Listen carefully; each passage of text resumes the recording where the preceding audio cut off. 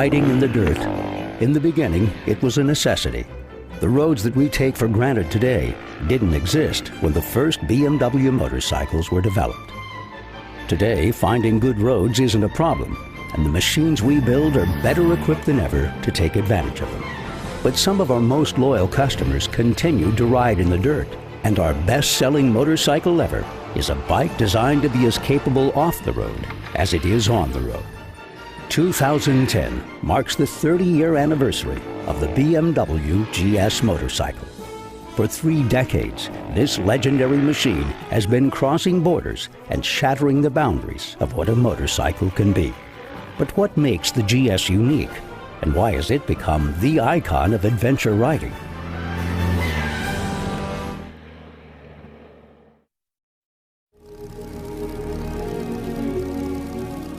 BMW engines were first tested by legendary fighter pilots like Baron Manfred von Richthofen, the infamous Red Baron, over the skies of Europe in the early 1900s. Renamed the Bavarian Motor Works on July 21, 1917, BMW's origins began with the Rapp Motor Works, an airplane engine company established in Munich. After World War I, the Treaty of Versailles effectively ended Germany's aero-engineering programs, and the BMW engineers began focusing on small engines for motorcycles. At the helm of the company's engine design group was a young Austrian Air Force officer named Max Fritz. Originally responsible for aircraft engines like the BMW 3A, Fritz turned his attention to motorcycles. The bikes developed were used and tested on the soil in which they were created, the Bavarian Alps, a rugged environment with unpredictable weather and tightly winding roads. You start in the sunshine, you can get into the rain, into snow, into hail. You get standard good road, you can get on gravel roads, and this is the normal motorcycle rider life. Everything is offered there, from types of surfaces that you have, types of weather that you have, and this is basically a neat place to test bikes. September 28, 1923, the day BMW changed the motorcycle industry forever. At the Berlin Automobile Show, BMW unveiled its first fully manufactured motorcycle, the now iconic R32. 1923, the first motorcycle with a transverse-mounted engine and shaft drive, the BMW R32. BMW's flat twin engine was revolutionary. To overcome the heat problems suffered by the rear cylinder in a typical horizontally opposed configuration, designer Max Fritz rotated his engine 90 degrees, placing it at a right angle to the direction of travel. He then mounted the gearbox directly to the engine. This enabled him to run a shaft to a bevel drive at the rear wheel instead of using a chain drive. The bevel design had also proven itself on airplane engines, and Fritz took full advantage of its inherent reliability, lower vibrations, and reduced maintenance requirements. The boxer engine used on today's most powerful GS motorcycle is a direct descendant of the engine used on the R32 motorcycle of 1923. At that time, our machines attained something like the perfect design. It was with these models that BMW established the reputation of the blue and white badge. Very soon, BMW motorcycles were to dominate racetracks around the world. In sporting competitions, they were among the front runners from the very start. BMW's second bike was a racing machine, the R37, designed by engineer Rudolf Schleicher. In 1926, Schleicher became the first German to win gold on British soil when he brought the R37 to the 6 Days Enduro in England. BMW's most respected racers at the time were equally at home on the track or in the dirt, with Ernst Henne being the archetypal all-around rider. Whether in the mud or through the water, no challenge was too great for BMW's early riders. What was perhaps different in those days when it came to people like Ernst Henne was their wide-ranging talent. Ernst Henne not only claimed world speed records, he also competed in off-road racing, circuit racing and ice racing, and was therefore much more of an all-round talent than perhaps today's idols can aspire to be. BMW has always used racing as a platform to push the limits of performance and competition as a testing ground for new technologies. The telescopic front suspension was one of the company's most enduring early innovations, and it remained in use on all of BMW's production motorcycles until 1993, when the new telelever suspension appeared first on a sport touring boxer, and then the new R1100 GS.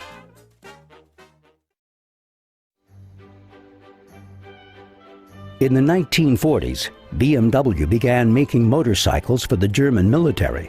The R71 model was such a utilitarian workhorse that the United States government asked Harley-Davidson to build a model like the BMW, and the Russian motorcycle manufacturer Ural makes a similar model to this day. The ultimate sidecar machine was the R75, a 925-pound monster that featured 9 gears and could ride over almost any terrain while carrying 2 people and a machine gun. It was the king tiger of the motorcycle battlefield. When Germany was invited back to the 6 Days Enduro in 1951, BMW continued to make improvements to their off-road motorcycles. This time, the bikes were increasingly different from the production models, with larger front wheels, raised exhaust systems, telescopic forks with gaiters, protective oil pan covers, and crash bars. Compared to the lighter 2-stroke machines of the day, the heavy BMW models were seen as relics from the past. In 1963, a new frame and suspension was unveiled, which resulted in a shorter wheelbase and improved ground clearance. The new bike won the German Off-Road Championship in 1964 and 1965. These technological developments led BMW by the end of the decade to release a new model range, the Slash 5, which marked the beginning of BMW's modern era.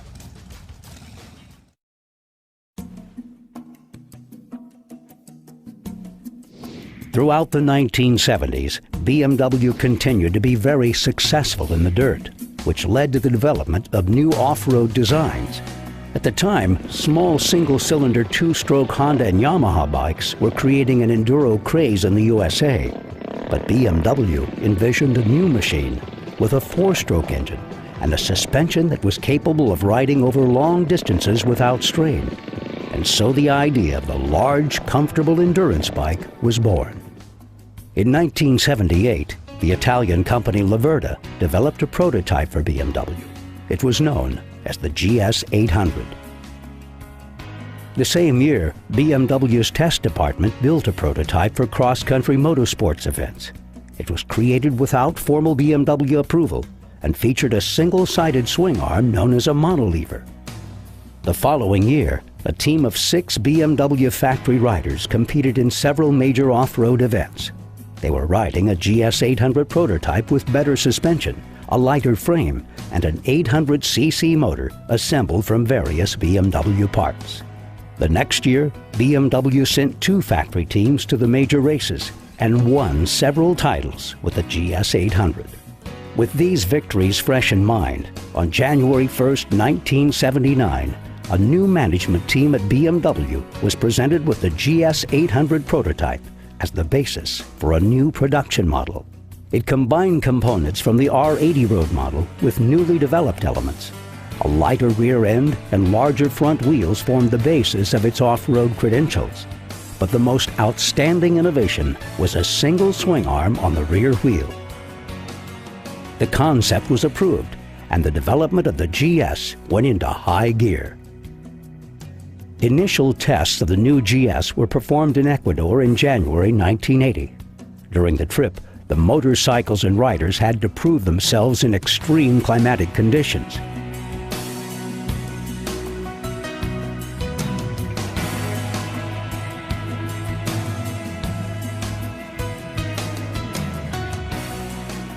By that fall, just 21 months after the initial approval of the concept, BMW's first production Enduro was ready to be released to the public.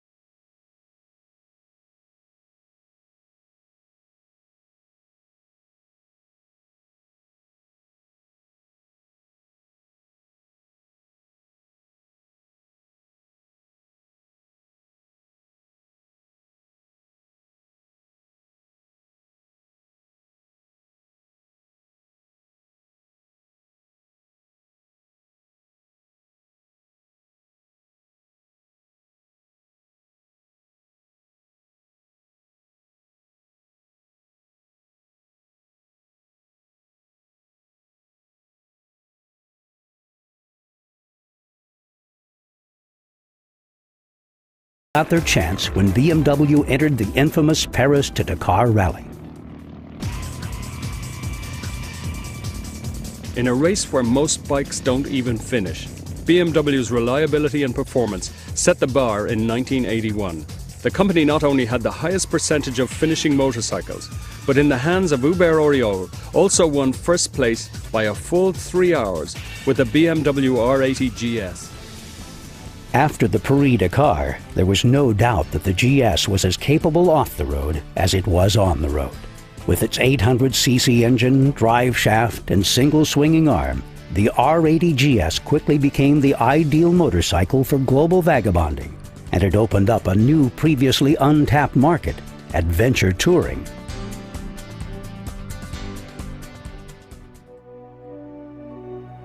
Motorcycle adventure touring were probably born with the motorcycles. You know, it's about exploring new territories, heading out in one direction and see where you come, and with a bike, the road doesn't need to be perfect. In 1982, Helge Petersen left his home in Norway and rode into the history books. His two-wheeled companion was an R80 GS named Olga. I think it first hit me that I was on a journey when I arrived in Africa. Now I know I had left the known behind me, and ahead of me it was just the unknown.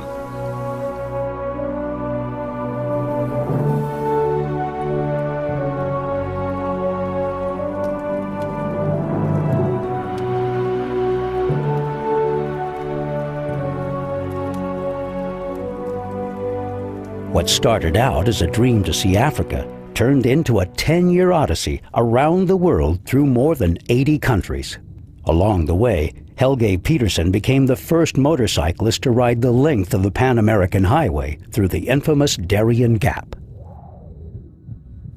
The Pan American Highway have a missing link of 80 miles, and I chose to take the bike through it. I thought it was going to be easier. We were following Indian tracks. I had 40 yards of rope and pulleys, and to get through I had to pull them up the hills and down deep, steep embankments of the rivers. I fell over with my motorcycle. I broke my wrist, or my bone in the wrist here. Later I broke my rib. It took us 20 days to go those 80 miles. Probably the hardest I ever done in my life. When his journey ended in 1992, the R80 GS that had taken him around the world found a home at the BMW Museum in Munich, and Helge Petersen rode away on a new BMW R1100 GS. After Helge Petersen conquered Africa, it was Gaston Raillet's turn. At first, there's a discernible racetrack, but it soon disappears. Gaston Raillet steers the BMW R80 GS at an unbelievable speed, and it runs reliably like clockwork. Yesterday we had 745 miles, and it is tough through the sand, a tough race, especially after we've done some 3,100 miles, and this day was very, very difficult. Raillet, only 5'4" tall, is nicknamed Tom Thumb and has to literally mount the BMW R80 GS. However, he handles the bike brilliantly. He is totally focused. He has to make up time. And what might be perceived as child's play is, in fact, riding expertise at its best.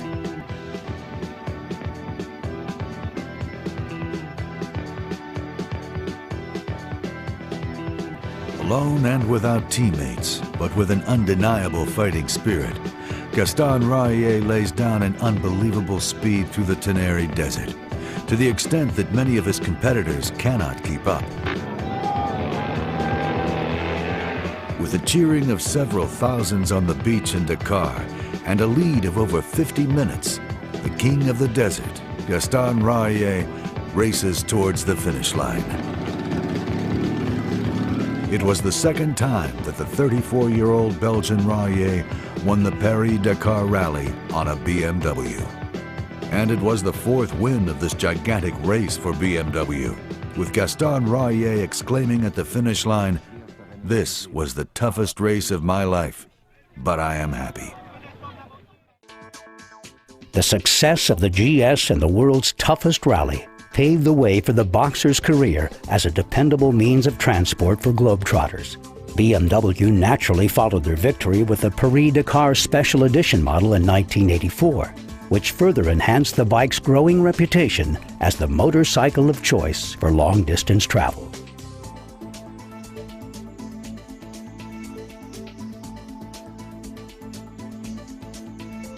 By 1987, more than 24,000 GS motorcycles were produced, and the next generation of the BMW GS was on its way.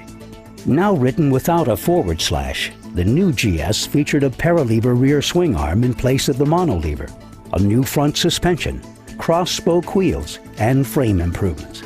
A 980cc engine represented the top of the line in the R100 GS. The 1988 Paris-Dakar Kit was designed for the long-distance traveler and featured better weather protection and adaptable luggage solutions. For the first time, a red tubular frame ran outside of the fairing, and an aluminum engine guard plate was bolted under the oil pan. It also featured cylinder guards, hand protectors, and a mud guard.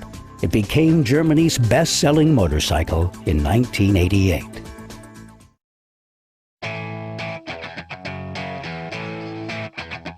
By now, the GS was a mature world-traveling bike, and it had evolved considerably. But the evolution wasn't about to stop. Throughout the 90s, BMW continued to evolve the GS motorcycle, releasing a redesigned 4-valve boxer with a telelever suspension in 1993, and a sportier and more aggressive 1150 by the end of the decade. The last of the 2-valve boxers rolled off the production line in December of 1996. In 1993, BMW returned a single-cylinder model to the market with the F650 Funduro. Although BMW had produced single-cylinder bikes before, this was the first BMW ever produced with a chain drive. Although it was initially perceived as a somewhat less capable version of the larger GS, all of that changed when the bike was used in the 1999 Paris-Dakar Challenge. The modified BMW 650RR won the race 2 years in a row. Not only that, but BMW swept first through fourth place in the 2000 race. Experience and knowledge gained at the Paris-Dakar Rally eventually led to the engineering concepts used on the F650 GS Dakar and the new R1200 GS. Although BMW had pulled out of competitive racing after their win at the Paris-Dakar, the world of adventure touring was booming. More and more riders were expanding their horizons and exploring ever-distant lands on their GS motorcycles. Motorcycle adventure touring have changed tremendously, and more people are doing it today. You go on the internet and Google motorcycle adventure GS riding, you get tons of web pages dedicated to it, people that's sending reports all the time. I can see the BMW bikes too, they've changed with that and gotten better and better all the time. BMW answered the demand by continuing to improve their GS motorcycles throughout the decade, releasing a completely updated version of the GS in 2004. In fact, the R1200 GS is the most successful motorcycle in BMW Motorrad's history, proving that the GS has indeed withstood the test of time. When I first got my R80 GS in 1981, I thought it can't get better than this. Well, it got better. It got more beefier, more horsepower, stronger forks, better suspension, and now here we are with fuel injection, and I can sit with the press of a button to change my suspension. It's incredible.